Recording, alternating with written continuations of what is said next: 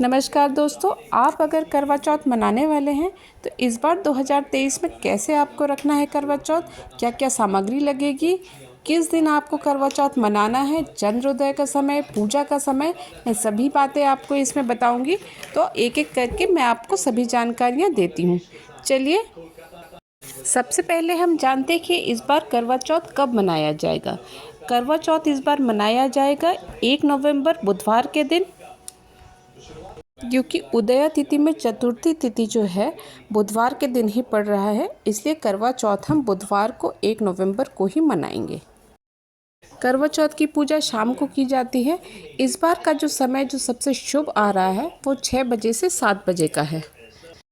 संपूर्ण पूजा आप अपनी पूर्ण करने के बाद चंद्रोदय का समय जो है 8:15 बजे का है, तो आप 8:15 बजे के बाद चंद्रमा के दर्शन कर सकते हैं, उनको अर्घ देकर उनकी पूजा कर सकते हैं। अपने पति की लंबी आयु की कामना करने के बाद अपने पति के हाथों से जल ग्रहण करके और मीठा कुछ ग्रहण करके और आप फिर अपना व्रत खोल सकते हैं। चलिए, अब जानते हैं हमें करवा चौथ में किन किन सामग्रियों की ज़रूरत पड़ेगी। सारी चीज़ें विस्तार से एक एक करके बताती हूँ और मैं आपको पूजा विधि भी इसमें समझाऊंगी, किस तरह से करवा चौथ की पूजा की जाती है। इसमें सबसे पहले हमें लगेगा एक चौकी आप ले लीजिए जिसमें आप सारी पूजा करेंगे। उसके बाद उस पर बिछाने के लिए एक लाल कपड़ा ले लीजिए। इस लाल कपड़े को हम बिछा लेंगे। उसके बाद हम पूजा अपनी शुरू करेंगे। फिर हमें चाहिए करवा चौथ की एक फ़ोटो या कैलेंडर। सबसे पहले हम इसी करवा चौथ की फ़ोटो को हम रखेंगे और इसको हम रखने के पहले नीचे कुछ चावल के दाने यानी अक्षत हम रख करके उसके ऊपर हम करवा चौथ की ये फ़ोटो रखेंगे। उसके बाद अगर आप कलश स्थापित करते हैं तो आप एक कलश ले लीजिए, जल से भरा हुआ आप कलश लीजिए। उसको भी स्थापित करने के लिए आप नीचे थोड़े से अक्षत रखिए, उसके ऊपर आप कलश को रख दीजिए। कलश में आपको 5 प्रकार की सामग्री लगेगी। इसमें आपको सुपारी, एक हल्दी की गांठ, एक सिक्का, लौंग और इलायची, इन सभी चीज़ों को आपको डाल करके फिर एक प्लेट लेकर के इस कलश को ढक देना है। कलश के ऊपर आपको कुछ गेहूं के दाने रखने हैं और जिस पर आपको श्रीफल रखना है, तो ये श्रीफल वाला कलश आपका स्थापित हो जाएगा। श्रीफल जो आप रखेंगे उस पर आप मौली बांध करके ही रखिएगा। आपकी इच्छा है, अगर आप कलश स्थापना करना चाहते हैं तो आप इस विधि से कलश स्थापना कर सकते हैं। इस पूजा में मिट्टी के करवे का बहुत महत्व है, इसलिए अगली सामग्री जो हमें लगेगी वो हमें लेना है मिट्टी का करवा।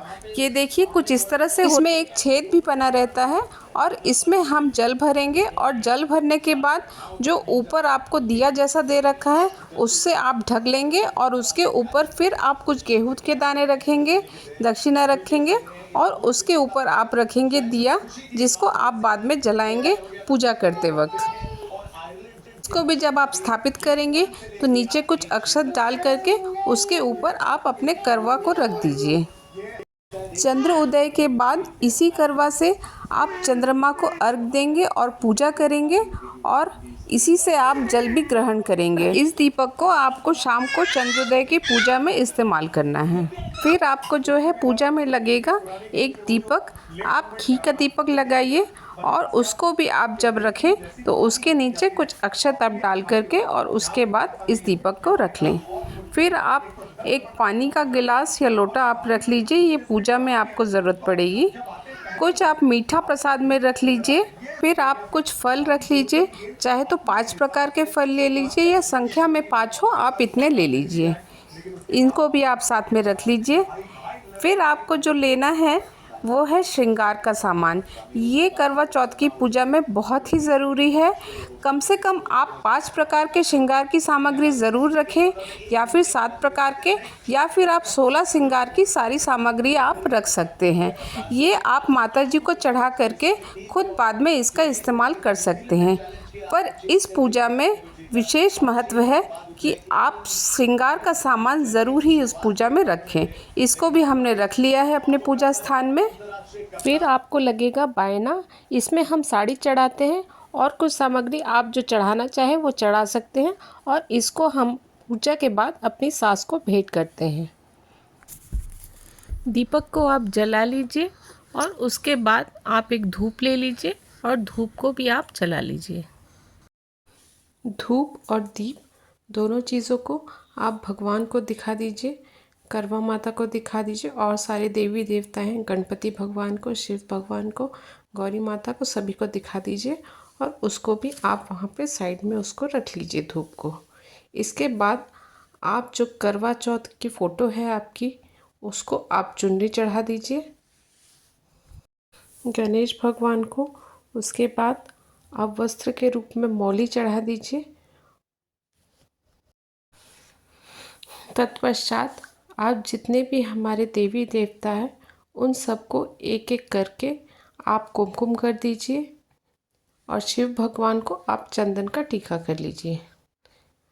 आपने अगर अपने करवा में टीका ना लगाया हो या स्वास्तिक ना बनाया हो तो उस पे भी आप स्वास्तिक बना लीजिए या फिर आप उसको टीका कर लीजिए।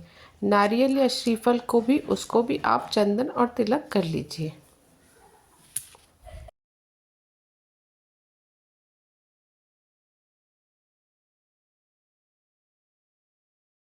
आपका जो मिट्टी का करवा आपने लिया है इसका भी कंठ आप खाली ना छोड़े, इस पे भी आप एक मौली बांध करके इसकी पूजा कर सकते हैं।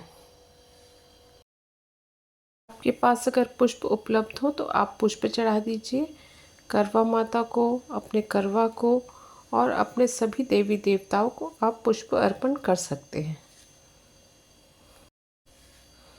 इसके बाद आपके पास अगर करवा चौथ की पुस्तक हो या फिर करवा चौथ के कैलेंडर में भी करवा चौथ की कथा लिखी हुई रहती है तो आप इस कथा को सुन लें या पढ़ लें। अगर आप काफ़ी लोग एक साथ पूजा कर रहे हो और कथा सुनने के बाद आप जब कथा सुन रहे हैं तो उस समय हाथ में, अपने सीधे हाथ में कुछ गेहूं के दाने ज़रूर रखें। आपको इस पूजा में चंद्रोदय के समय आपको छलनी की ज़रूरत पड़ेगी जिससे आप चंद्रमा को देखेंगे और चंद्रमा को अर्घ देंगे। उस समय आपको इसी दीपक की आवश्यकता पड़ेगी जिसको आप जला करके आप चंद्र के दर्शन करेंगे और उसके बाद अपने पति का भी मुख देख के उनके दर्शन कर उनका भी आशीर्वाद लेंगे। पूजा आपकी यहाँ पे संपन्न होती है तो आप करवा माता से आशीर्वाद लें, अपने पति की लंबी उम्र की कामना करें और अपने लिए सौभाग्यवती होने का वर मांगें। बायना की सामग्री को आप 3 बार पानी से फेर कर अलग निकाल करके रख दीजिए। हमसे पूजा विधि में किसी प्रकार की भूल चूक हो गई हो तो उसकी क्षमा याचना ज़रूर कर लें। पूजा के वक्त आप 16 श्रृंगार ज़रूर करें, इसका आप विशेष ध्यान दें। हाथों में मेहंदी लगाएं, पैरों में महावर लगाएं, माथे में सिंदूर लगाएं। आप चाहे तो अपनी शादी वाला दुपट्टा या शादी का लहंगा या साड़ी भी पहन सकते हैं। अगर आपको मेरा ये करवा चौथ का वीडियो पसंद आया हो तो आप मेरे वीडियो को लाइक और शेयर ज़रूर कीजिएगा। मेरे चैनल को सब्सक्राइब ज़रूर कीजिएगा और अंत तक बने रहने के लिए धन्यवाद।